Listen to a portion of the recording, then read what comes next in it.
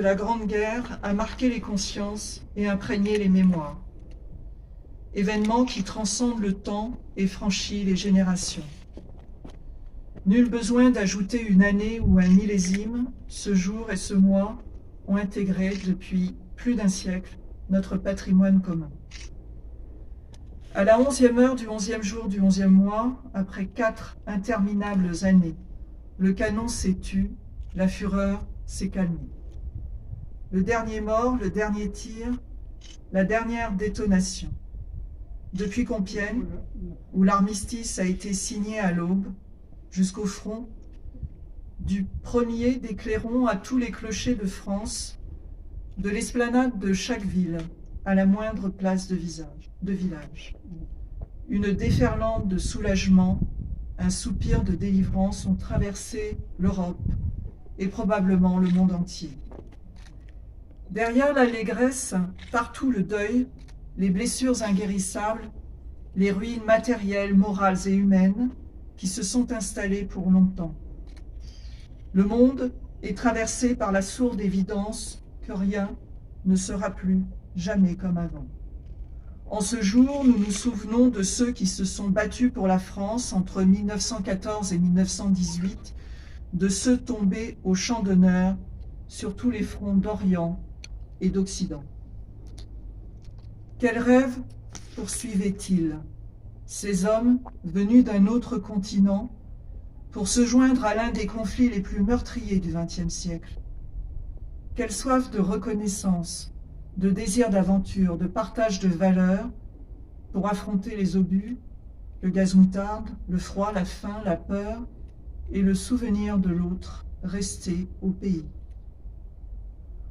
Enveloppés de ce silence et de la blancheur des tombes, nous prenons la mesure de la démesure de ce conflit, que des écrivains aussi célèbres que Guillaume Apollinaire, Maurice Genevoix, Blaise Cendrars, Henri Barbusse ou plus tard Albert Camus ont tenté de nous décrire, mêlant à la fois la poésie et l'engagement patriotique à la description de rencontres improbables entre des hommes de culture si différentes dans le quotidien insupportable des tranchées et des combats.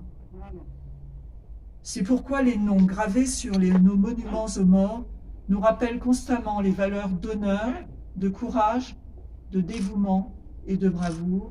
Ils nous rappellent la fraternité d'armes. La même fraternité unit toujours nos soldats qui mènent notre inlassable combat pour la liberté. La même fraternité mémorielle qui, chaque 11 novembre, nous réunit pour honorer les combattants de tous les conflits, pour rendre hommage à ceux qui ont accompli leur devoir jusqu'au don suprême. De très nombreuses nations ont perdu trop d'hommes. Je cite en particulier ces 40 000 soldats marocains engagés dans cette folie, dont 11 000 ne reviendront pas. Beaucoup d'autres nations y ont perdu trop d'hommes, et je ne peux pas oublier ces hommes des pays d'Afrique subsaharienne. J'ai aujourd'hui une pensée particulière pour les 7 militaires français morts pour la France depuis 1 an, sans oublier ceux des pays alliés et amis, dont les engagements les conduisent à livrer les mêmes combats. Aujourd'hui, dans un même mouvement, la France reconnaissante fait cortège au cercueil d'Hubert Germain, jusqu'à la crypte du mémorial de la France combattante au Mont Valérien. Selon la volonté du général de Gaulle, l'ultime compagnon de la libération y reposera. Dernier dans la mort, parmi les premiers de 1940, Hubert Germain est le porte-étendard des 1038 illustres qui ont tant fait pour l'idéal de liberté. La flamme des compagnons s'est éteinte, mais nous sommes les dépositaires de ces braises ardentes. Entretenons-les sans cesse, ravivons-les inlassablement, en honorant ceux qui donnent leur vie pour la paix, ceux qui la servent avec dévouement et courage.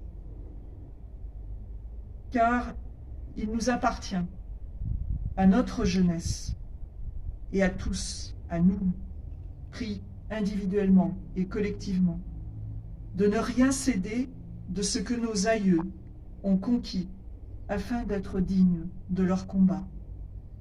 C'est en effet en nous souvenant des sacrifices qu'ils ont consentis que nos valeurs triompheront afin que nous puissions les transmettre à notre tour aux générations futures. Je vous remercie. Je vais épeler les noms des 7 soldats morts pour la France depuis le dernier mois de novembre 2020. Colonel Sébastien Botta, commandement de la défense aérienne et des opérations aériennes, mort pour la France en Égypte le 12 novembre 2020. Maréchal des logis Taneri Mori, 1er régiment de chasseurs, mort pour la France au Mali le 28 décembre 2020. Brigadier d'Orient Issakanian, 1er régiment de chasseurs, mort pour la France au Mali le 28 décembre 2020. Brigadier Quentin Pochet, 1er régiment de chasseurs, mort pour la France au Mali le 28 décembre 2020. Sergent-chef Yvonne Huynh, 2e régiment de hussards, morte pour la France au Mali le 2 janvier 2021. Brigadier-chef Loïc Risser, 2e régiment de hussards, mort pour la France au Mali le 2 janvier 2021. Sergent Maxime Blasco, 7e bataillon de chasseurs alpins, mort pour la France au Mali le 24 septembre 2021.